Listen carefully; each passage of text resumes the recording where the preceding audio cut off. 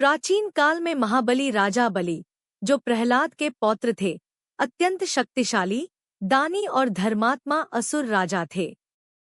उन्होंने कठोर तपस्या और यज्ञों द्वारा इतना बल प्राप्त कर लिया कि देवताओं को स्वर्ग से पराजित कर दिया।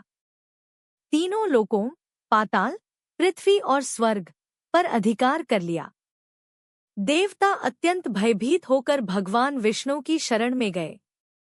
देवताओं की रक्षा और बलि के अहंकार को शांत करने के लिए भगवान विष्णु ने अदिति माता के गर्भ से एक ब्राह्मण बालक के रूप में जन्म लिया।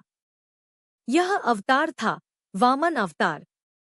स्वरूप: छोटे कद का, तेजस्वी मुख, हाथ में कमंडलू और छत्र।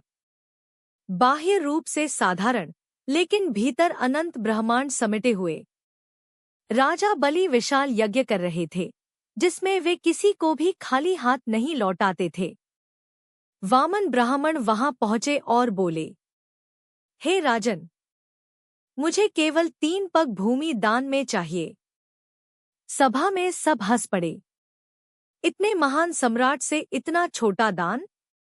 बलि के गुरु शुक्राचार्य ने पहचान लिया कि यह साधारण ब्राह्मण नहीं, स्वयं विष्णु है।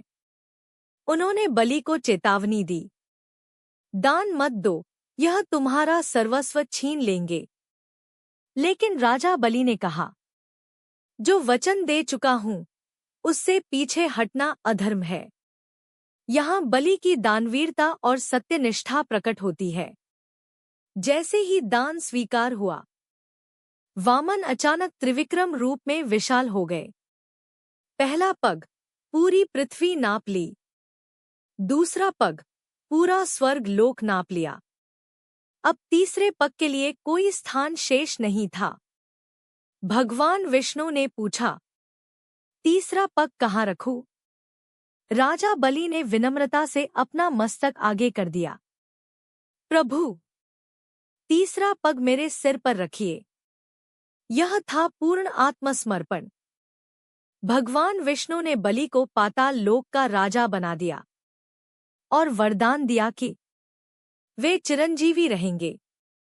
प्रत्येक वर्ष ओणम पर्व पर अपनी प्रजा से मिलने आएंगे और स्वयं भगवान विष्णु उनके द्वारपाल बनेंगे, वामन रूप में।